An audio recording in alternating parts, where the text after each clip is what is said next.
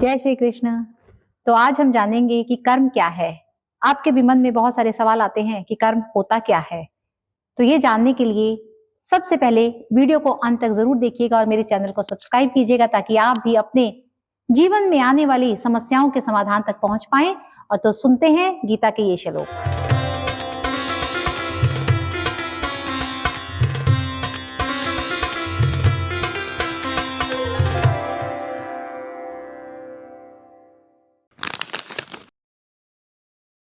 कर्मणो ह्यापि बोधवयं च विकर्मणः कर्मणस्य बोधव्यं गहना कर्मणो गतिः।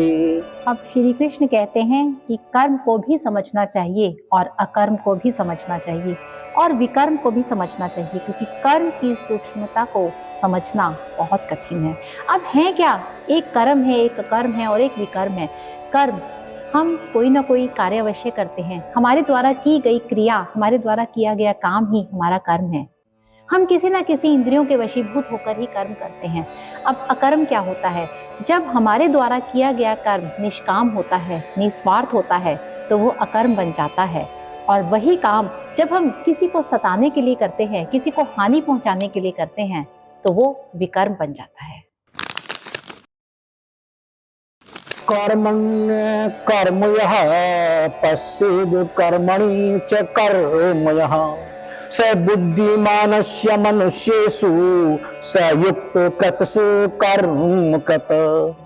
जो मनुष्य कर्म में अकर्म यानी शरीर को कर्ता नहीं समझता, वो ये समझता है कि आत्मा ही है कर्ता, जो यह देखता है। और जो मनुष्य अकर्म में कर्म यानी जो आत्मा को इग्नोर करता है और शरीर को ही सब कुछ समझता है, प्रकृति को ही करता देखता है, तो वह मनुष्य जो प्रकृति को आगे देखता है आत्मा से भी बढ़कर, यानी प्रकृति यानी ईश्वर, वो मनुष्य बुद्धिमान होता है। और वह मनुष्य समस्त कर्मों को करते हुए भी सांसारिक कर्म फलों से मुक्त रहता है, क्योंकि जो मनुष्य कर्म तो कर रहा है लेकिन अकर्म होकर कर रहा है, वो अपने सारे कामों को तो कर रहा है लेकिन निस्वार्थ है। वो ये सोच रहा है कि मेरे को ये प्रभु का आदेश है और मेरा ये कर्म भी प्रभु को ही समर्पित है, तो वास्तव में वही बुद्धिमान होता है। यस्य सर्वे समारंभः काम संकल्प वर्जितः ज्ञानादिवद् कर्माणम् अयातमायु पंडितम बुधः।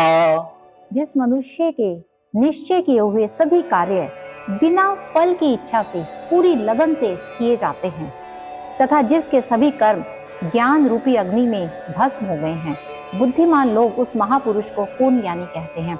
यानी जो मनुष्य कार्य तो कर रहा है, उसे ना ही पैसे की लालसा है, ना ही उसको ये लालसा है कि मुझे इसके बदले में कुछ मिलेगा, लेकिन फिर भी वो अपने कर्म में इतना संलिप्त है, इतना संलग्न हुआ है, इतनी ज्यादा भाव के साथ वो अपने कर्म को कर रहा है, क्योंकि उसे पता है कि उसकी आत्मा बहुत संतुष्ट है और वो जानता है कि परमात्मा का आदेश है और मेरा ये कर्म प्रभु को समर्पित है। तो वो परमात्मा के आदेश से उस कर्म को बहुत ही दिल लगा के करता है। वास्तव में वही बुद्धिमान कहलाता है। त्यक्त्वा कर्म फला संगम नितृप्तो निराश्रयः कर्मणाभिप्रावृत्तोऽपि नैव किंचित् करोति यः।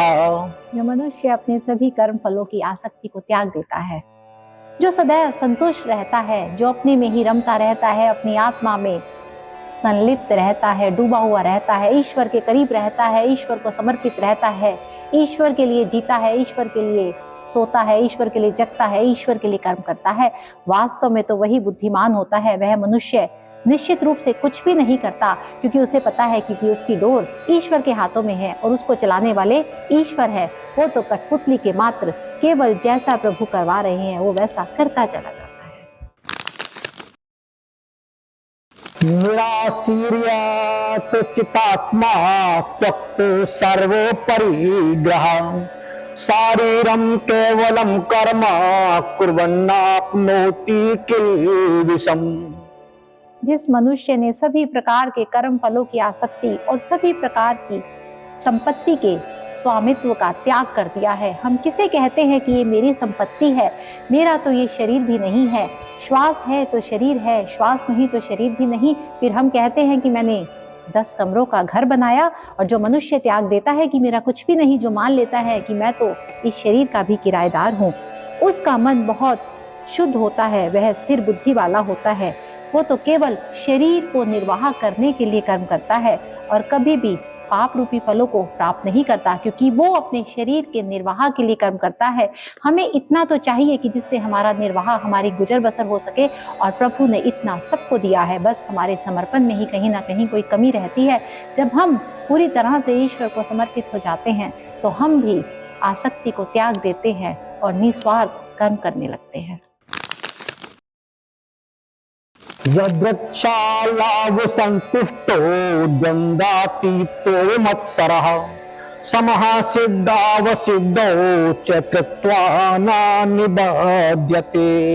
जो मनुष्य स्वतः प्राप्त होने वाले लाभ से संतुष्ट रहता है, जो सभी द्वंद्वों से मुक्त रहता है, जो कभी किसी से ईर्ष्या नहीं करता, जो दूसरों की सफलता को देखकर बहुत खुश होता है, जो कभी किसी से जलता नहीं है, जो कभी किसी को गिराने की कोशिश नहीं करता, बल्कि सबको उठाने में निरंतर प्रयासरत रहता है, वो मनुष्य सभी प्रकार के कर्म करता हुआ भी बंधता नहीं, क्योंकि वो संभाव की स्थिति में पहुंच चुका होता है। वो सबसे प्रेम करता है क्योंकि वो सब में ईश्वर के रूप को ही देखता है, और जो सब में ईश्वर के रूप को देखता है वही ईश्वर के करीब होता है। आप भी करके देखिए, दूसरों की सफलता में खुश होकर देखिए, छोटी छोटी खुशियों में मुस्कुरा कर देखिए, कभी गिरते को सहारा देकर देखिए, आपको भी बहुत आनंद आएगा, क्योंकि आपको भी लगेगा कि आप परमात्मा की गोद में हैं, परमात्मा ने आपका हाथ थामा हुआ है। कर्तृसंगस्य मुक्तस्य ज्ञानावस्थित चेतसः यज्ञाचरतः कर्म समग्रं कवलीयते। प्रकृति के गुणों से मुक्त हुआ तथा ब्रह्म ज्ञान में पूर्ण रूप से स्थित और अच्छी प्रकार से कर्म का आचरण करने वाले मनुष्य के सभी कर्म ज्ञान रूप ब्रह्मा में पूर्ण रूप से विलीन हो जाते हैं। हमारा ये पंच तत्वों से बना शरीर पंच तत्वों में विलीन हो जाता है, तो हम किस चीज़ का अहंकार करते हैं? जब हमारा कुछ है ही नहीं तो हम किसके लिए लड़ते हैं? हम सब उसके हैं। हम कहते हैं कि कण कण में बसे हैं मेरे राम, कण कण में राम नहीं बसे, हम उनमें बसे हैं। श्री कृष्ण ने जब अपने बाल रूप में मुंह खोलकर दिखाया था तो पूरा ब्रह्मांड उनके मुंह में नजर आया था। जब उनके अंदर पूरा ब्रह्मांड समाहित है तो वो हम में नहीं, हम उनमें हैं, हम उनमें बसे हैं, हम उनका छोटा सा अंश है। और जो इस बात को मान लेता है, जान लेता है, वो जान लेता है कि ईश्वर कौन है, तो उसे स्वार्थ नहीं रहता, उसे किसी चीज की इच्छा नहीं रहती, उसे किसी चीज का मोह नहीं रहता, तो वो सबसे प्रेम करने लग जाता है। ब्रह्मर्पणं ब्रह्म ब्रह्महर्वाग्नो ब्रह्मणाहुतं ब्रह्मोऽवृत गंतव्यम ब्रह्म कर्म समाधिना। ब्रह्म ज्ञान में स्थित उस मुक्त पुरुष का समर्पण ब्रह्म होता है। हवन की सामग्री भी ब्रह्म होती है। जब हम यज्ञ करते हैं तो हम हवन की आहुति डालते हैं, क्योंकि वो ब्रह्म होती है। अग्नि में भी ब्रह्म होती है तथा ब्रह्म रूपी अग्नि में भी ब्रह्म रूपी कर्ता द्वारा जो हवन किया जाता है वह ब्रह्म होता है। हमारे भीतर भी तो वो जो सूक्ष्म है, जो आत्मा है, वो भी तो ब्रह्म का ही एक रूप है, जिसके कर्म ब्रह्म का स्पर्श करके ब्रह्म में विलीन हो चुके हैं। यानी उसने जन्म दिया, उसके लिए जिए और उसके लिए मर जाएंगे। जो है उसके लिए है, उसके लिए किया, उसके लिए करते चले जाएंगे। तो किसी से कोई ईर्ष्या नहीं, किसी से कोई द्वेष नहीं, किसी से कोई मोह नहीं, किसी से कोई लालच नहीं, बस प्रेम प्रेम और प्रेम रह जाता है। तो ऐसे महापुरुष को प्राप्त होने योग्य फल भी ब्रह्म ही होता है।